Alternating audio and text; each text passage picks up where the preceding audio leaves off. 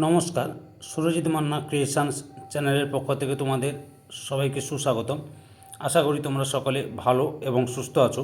আমি তোমাদের জন্য এই ভিডিওটিতে তুলে ধরছি 2026 সালের ক্লাস 6 তথা ষষ্ঠ শ্রেণীর ছাত্রছাত্রীদের জন্য রায় ও মার্টিন প্রশ্নবিচিত্র থেকে সেকেন্ড ইউনিট টেস্ট তথা দ্বিতীয় পর্যায়ক্রমিক মূল্যায়নের জন্য ভূগোলের 6 নম্বর মডেল স্কুলের প্রশ্নপত্রের সেটটির সম্পূর্ণ সমাধান করছি। তার আগে তোমাদের কাছে অনুরোধ, তোমরা ভিডিওটি না টেনে পুরোটা দেখো। ভিডিওটি কেমন লাগলো কমেন্ট করে জানিও। ভিডিওটিতে লাইক দাও এবং শেয়ার করো, এবং চ্যানেলে নতুন হলে চ্যানেলটিকে সাবস্ক্রাইব করে চ্যানেলের সঙ্গে যুক্ত হয়ে যাও। আলোচনা শুরু করছি। 305 নম্বর পেজের 6 নম্বর মডেল স্কুল হাওড়া জিলা স্কুল, এই স্কুলের প্রশ্নপত্রের সেটটি লক্ষ্য করো।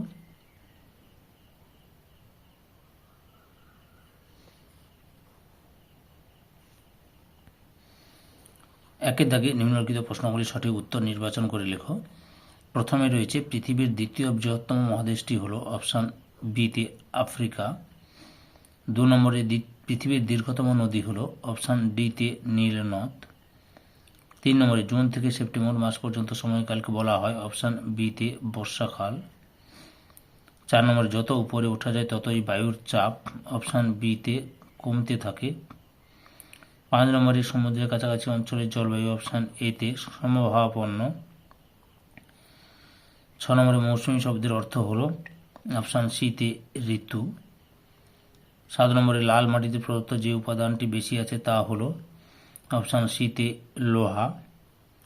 8 নম্বরে তুলা চাষ সব থেকে ভালো হয় যে মাটিতে, তা হলো অপশান এতে কালো মাটিতে। 9 নম্বরে শ্বাসমূল দেখা যায় প্রদত্ত যে ধরনের উদ্ভিদের, তা হলো অপশান এতে লবণাম্বু।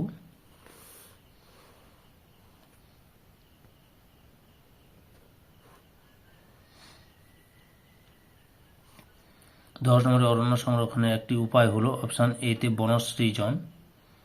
11 নম্বরে যে অরণ্যে শিকার, পশুচারণ, গাছ কাটা ইত্যাদি যাবতীয় কার্যকলাপ সম্পূর্ণ নিষিদ্ধ তাকে বলে অপশান এতে সংরক্ষিত অরণ্য। তারপরে 12 নম্বরে ভারত সরকার যত সালে বন্যপ্রাণী সংরক্ষণ আইন প্রণয়ন করে তা হলো অপশান বিতে 1972 সালে।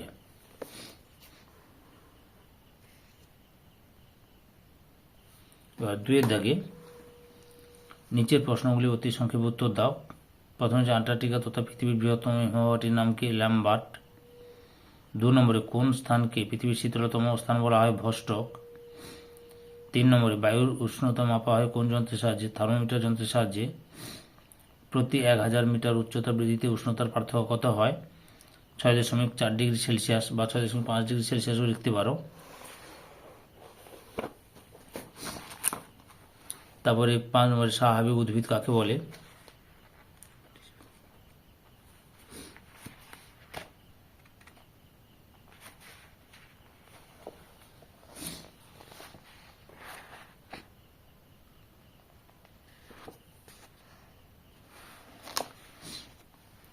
মানুষের চেষ্টা ছাড়া শুধুমাত্র প্রকৃতির উপরে নির্ভর করে জন্মানো গাছপালাই হলো স্বাভাবিক উদ্ভিদ। 6 নম্বরে ভারতের মরু অঞ্চলে কী ধরনের উদ্ভিদ লক্ষ্য করা যায়? কাঁটা, ঝোপ ও গুল্ম জাতীয় উদ্ভিদ। 7 নম্বরে পরিযায়ী পাখি কাকে বলে? উত্তরটি দেখো, পরিযায়ী পাখি কাকে বলে এক কথায়, এখান থেকে এতটা লিখবে। 8 নম্বরে অভয়ারণ্য বলতে কি বোঝো? এই অভয়ারণ্য যেখানে লুপ্তপ্রায় প্রজাতির সুরক্ষা ও উন্নয়নের দিকে লক্ষ্য রাখা হয়, যেমন জলদাপাড়া অভয়ারণ্য। 3 দাগে নিম্নলিখিত প্রশ্নগুলি উত্তর সংক্ষেপে লেখো অনধিক 30টি শব্দের মধ্যে। প্রথমে যে বায়ুমণ্ডল কী কী উপায়ে উত্তপ্ত হয় তার সংক্ষেপে লেখো। আচ্ছা, বায়ুমণ্ডল কী কী পদ্ধতিতে উত্তপ্ত হয়? বিকিরণ পদ্ধতি, পরিবহন পদ্ধতি, পরিচালন পদ্ধতি, তাপ শোষণ পদ্ধতি এবং অ্যাডভ্যাকশন পদ্ধতি। পরের প্রশ্ন রয়েছে আবহাওয়া এবং জলবায়ুর মধ্যে পার্থক্য লেখো। উত্তরটি লক্ষ্য করো তোমরা, যে আবহাওয়া এবং জলবায়ুর মধ্যে পার্থক্য। 5টি পার্থক্য তোমাদের সামনে তুলে ধরলাম। রায়ান মার্টিন সহায়িকা ভিত্তিক প্রশ্নের উত্তরগুলো দেখাচ্ছি। মাটি কিভাবে সৃষ্টি হয়? এই যে উত্তরটি দেখো, মাটি কিভাবে সৃষ্টি হয়। এখান থেকে শুরু করবে, পরপর দেখে নাও, এতটা পর্যন্ত লিখবে। 4 নম্বরে রয়েছে মাটি সংরক্ষণের উপায়গুলি সংক্ষেপে লেখো। এই যে মাটি সংরক্ষণের উপায়, এখান থেকে শুরু করবে। আচ্ছা, যে কোনো 2টি উপায় লিখবে, যেহেতু 2 মার্কের। আমি 10টি উপায় দেখালাম। 4 দাগে নিম্নলিখিত প্রশ্নগুলি সংক্ষিপ্ত ব্যাখ্যামূলক উত্তর দাও। প্রথমে হচ্ছে আন্টার্কটিকা মহাদেশের ভূপ্রকৃতি সম্পর্কে একটি সংক্ষিপ্ত বিবরণ দাও। উত্তরটি দেখো তোমরা,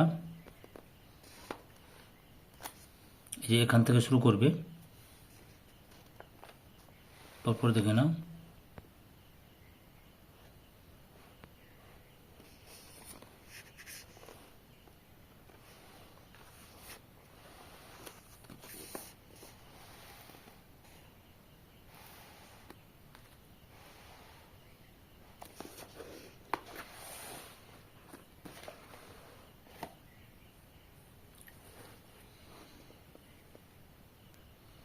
দু নম্বর রয়েছে আন্টার্কটিকা জীবজগৎ সম্পর্কে লেখো।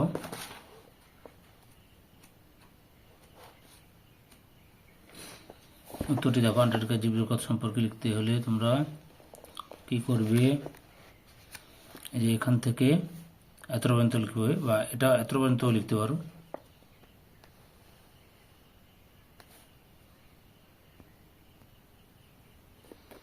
তিন নম্বর, মৌসুমী বায়ুর বৈশিষ্ট্য ও তার প্রভাব সম্পর্কে একটি সংক্ষিপ্ত বিবরণ দাও। আচ্ছা, মৌসুমী বায়ুর বৈশিষ্ট্যগুলো আগে দেখো, এই যে এখান থেকে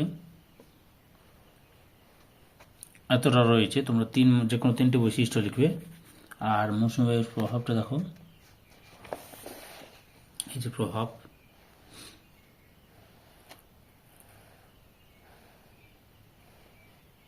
এখানে 5টা পয়েন্ট দেওয়া আছে, যে কোনো 3টে পয়েন্ট দেবে। 4 নম্বরে রয়েছে ভারতের কর্কটক্রান্তি রেখার দক্ষিণ অংশে গড় উষ্ণতা সারা বছর সাধারণত বেশি হয় কেন? উত্তরটি দেখো, তোমরা দেখাচ্ছি তোমাদের, এই যে এখান থেকে শুরু করে এতটা পর্যন্ত লিখবে।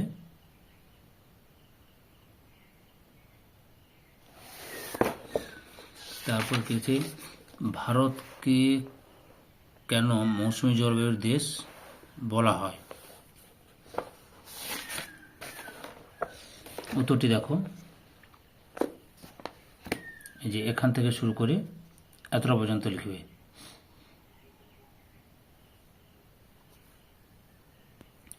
5 দাগে নিম্নলিখিত প্রশ্নগুলি ব্যাখ্যামূলক উত্তর দাও। প্রথমে রয়েছে বায়ুমণ্ডলের বিভিন্ন স্তরগুলি কী কী এবং স্তরগুলি সম্পর্কে সংক্ষিপ্ত বিবরণ দাও। উত্তরটি পরপর দেখো, এই যে বায়ুমণ্ডলের স্তরগুলো, এখান থেকে শুরু করবে। প্রধান স্তরগুলো কী কী বললে লিখবে, troposphere, stratosphere, mesosphere, thermosphere, exosphere, ionosphere, exosphere, magnetosphere. পরপর দেখে নাও উত্তরটি।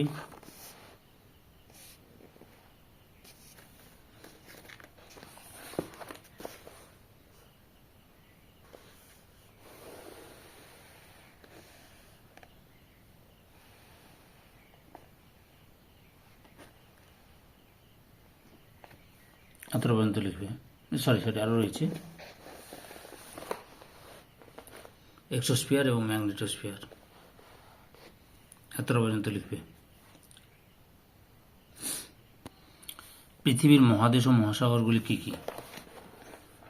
আচ্ছা, উত্তরটি দেখো, পৃথিবীর প্রধান মহাদেশগুলোর নাম দেখাচ্ছি। এশিয়া মহাদেশ, আফ্রিকা মহাদেশ, উত্তর আমেরিকা মহাদেশ, দক্ষিণ আমেরিকা মহাদেশ, আন্টার্কটিকা মহাদেশ, ইউরোপ মহাদেশ এবং ওশেনিয়া মহাদেশ। এবার মহাসাগরগুলির নাম লেখা করো। প্রশান্ত মহাসাগর, ভারত মহাসাগর, আন্টার্কটিকা মহাসাগর, আটলান্টিক মহাসাগর, কুমির মহাসাগর, সমীর মহাসাগর। আয়তনের বিচারে বৃহত্তম 2টি মহাদেশ সম্পর্কে সংক্ষেপে লেখো।